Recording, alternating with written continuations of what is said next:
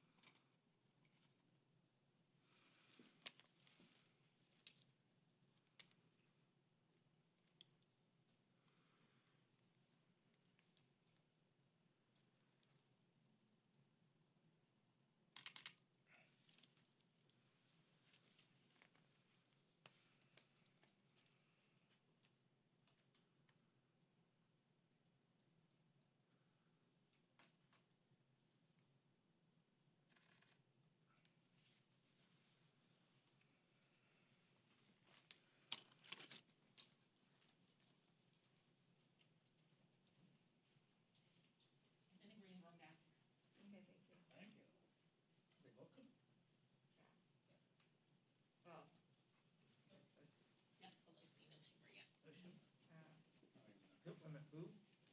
Just for, Just Pelosi for now. she's a rock. Yeah, she's a rat. Is Schumer still coming, do you know? Yes. But he's gonna try to stick close to the mark as possible. Just because we still want to observe proper social distancing. Four months, right? Four coming. Well, you're one of the activities on the Alright. Just asking that everyone sticks close to the mark as possible. So we usually go rotation. And then Sure, but no. You may like it, So but it's up to you. like rotating on these marks here. There's one in the back, sort of directly in front of our center camera. And then you can sort of like work together.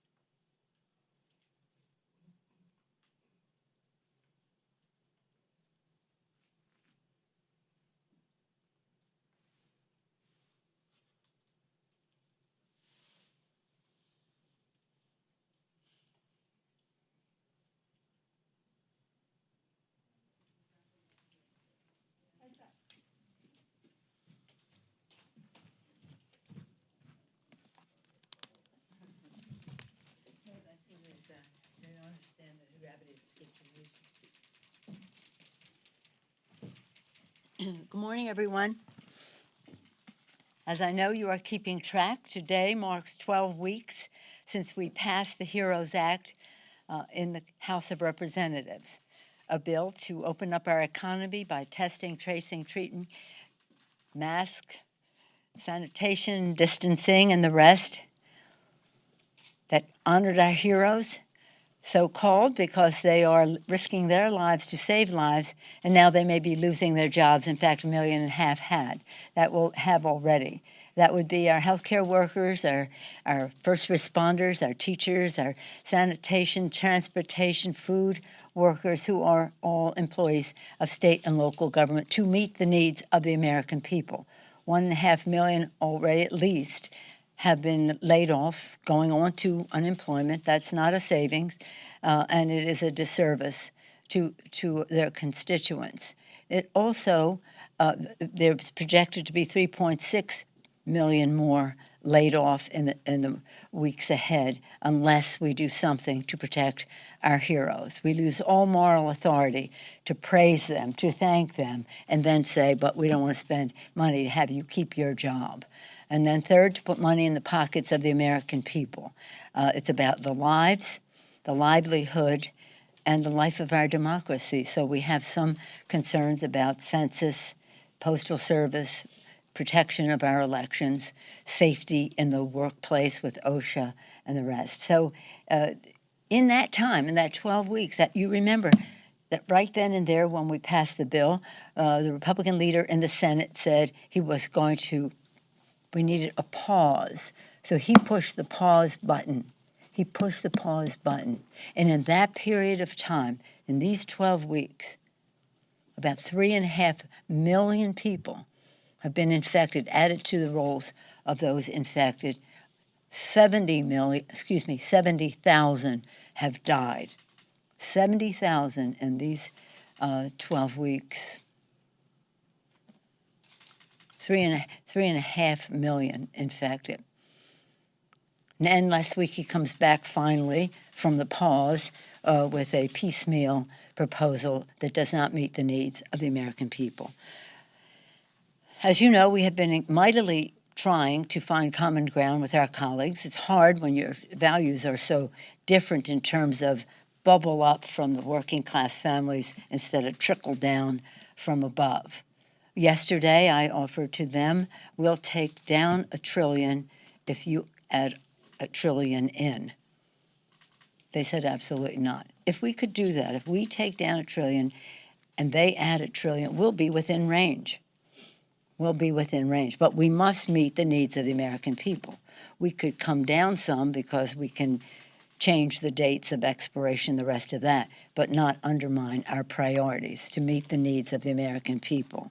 And it is, we're in a big different place. Again, we believe in science and governance in terms of addressing the virus that we need to do, and that's how we're going to open our economy. In terms of livelihoods, we're honoring our heroes. It doesn't do anything for our economy to have more people on unemployment, especially when they are our heroes. Safe schools, we're in a different place because we are listening to what is happening in communities where they're telling us largely they want to have virtual. Out of the 100 top, the largest school districts, so over 60 said they're going to have all virtual, some a hybrid, very few actually in-person schooling. We want as many kids as possible to go to school, but we have to make it safe for them to do so. And then we have housing insecurity. We have food insecurity. The list goes on and on. I wrote to my colleagues about this today. You've probably seen that. So this is about, I see everything through the eyes of the children. Their food insecurity, their housing insecurity. We can't have our children be hungry. We can't have them be homeless, and we cannot have them be afraid to go to school.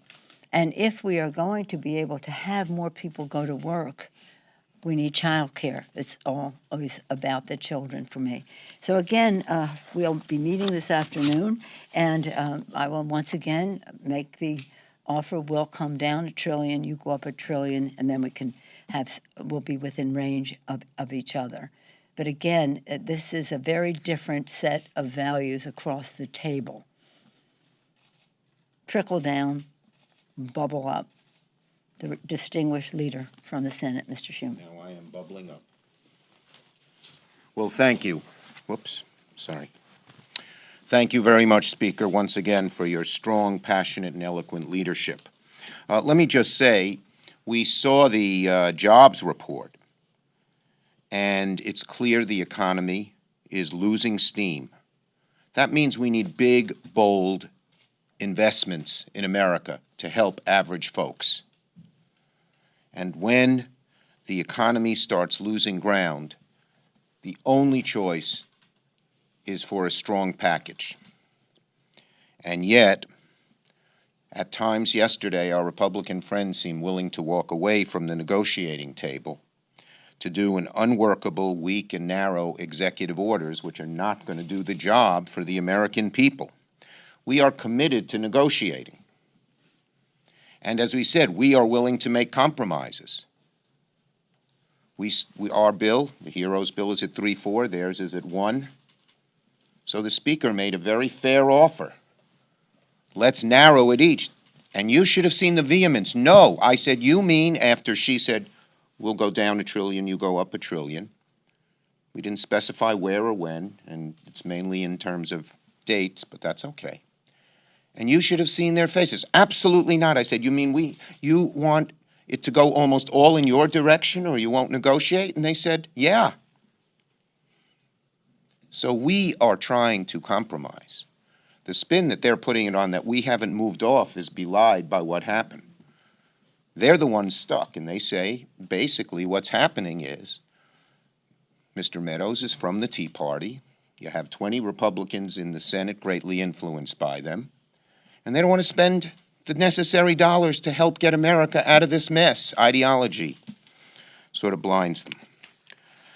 So we need a bill. There are only really two choices for our Republican negotiating friends. They can do a strong bill with Democrats, and they have to realize they're going to need they're going to need all the Democrats to vote for it in the House and a majority of Democrats to vote for it in the Senate. They don't have the votes in the Senate. So that means they've got to meet us in terms of moving. They can't just say no and do it our way. Or their other choice is to do some weak, insufficient executive orders that just won't do the job for the people we all want to help. It's not that the executive orders might be negative, but they're totally insufficient. They're insufficient in two ways. What they do is difficult because it seems, and no one knows what they're going to do, but they can't spend money, they can only forward money. So if you do a payroll tax cut, then after it expires, both businesses and workers have a huge payment to make. You do unemployment and you lend the states money, they're stuck. They don't have the money. They may not want to do it. In terms of tenants, yeah, delaying evictions is necessary, but not sufficient. Because once the delay is over, the tenant owes a tremendous amount of money. And by the way, the landlord, many of whom are small little landlords, haven't gotten paid, and they can't pay their mortgages and their bills. And there's a fourth one. And the college loans, again, is deferral. So you don't pay for a few months, and then you have more to pay. It is much better, and our colleagues admitted that yesterday, to do a strong, robust bill, but they seem unable. But the biggest problem with the executive orders is not what they do, but who they leave out. They leave out testing, tracing, treatment. We know we're not going to solve this problem economically until we solve the health problem. And the Speaker's been like a lioness, I guess I should say, or a lion. Is lioness okay? Lioness. Has been like a lioness in pursuing this at every meeting we have been at.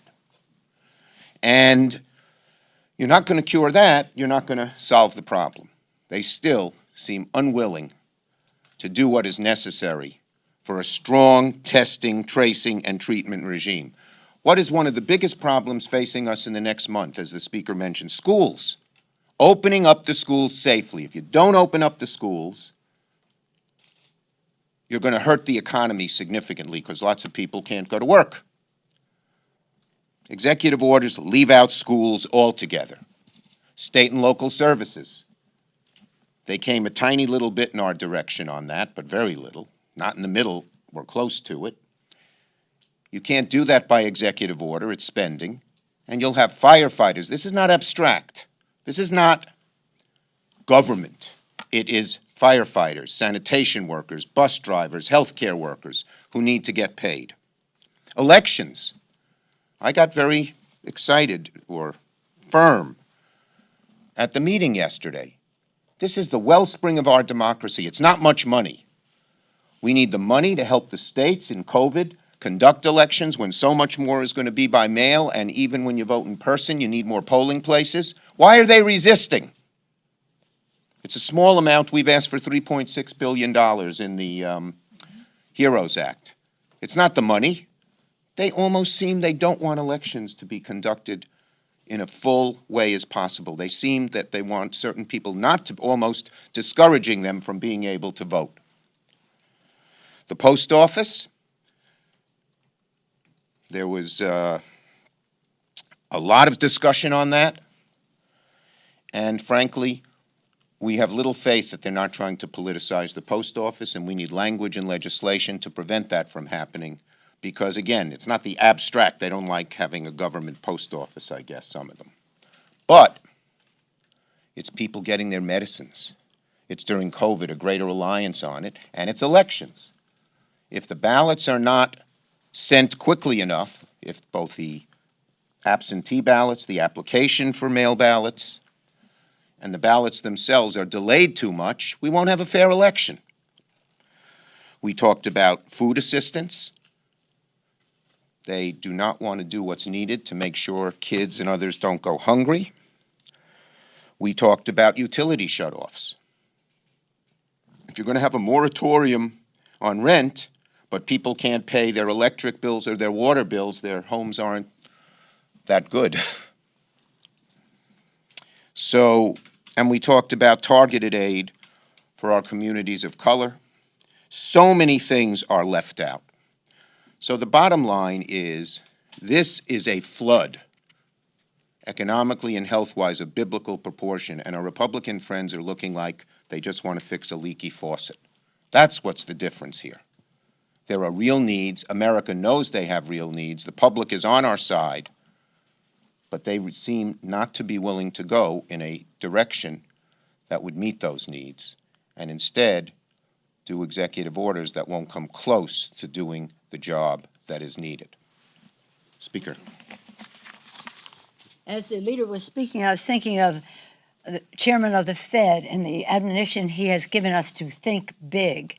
And they're doing a lot to shore up the stock market, and that's probably a good thing for the economy. Why can't they do more to shore up America's working families? This is, the numbers this morning should be a real cautionary call to them to say the momentum which sprang from government investment, from what we did in the previous bills that kept the economy going, that people would have money in their pockets, would have consumer confidence, would spend, inject demand into the economy, create jobs. We see that slowing down. Everybody who talks to us from in the economic world and all the rest are saying, pay now or pay later.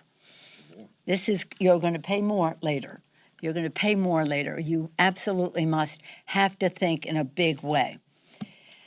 As we go through all this, and I sometimes quote St. Augustine or Pope Paul or somebody, Pope Paul VI.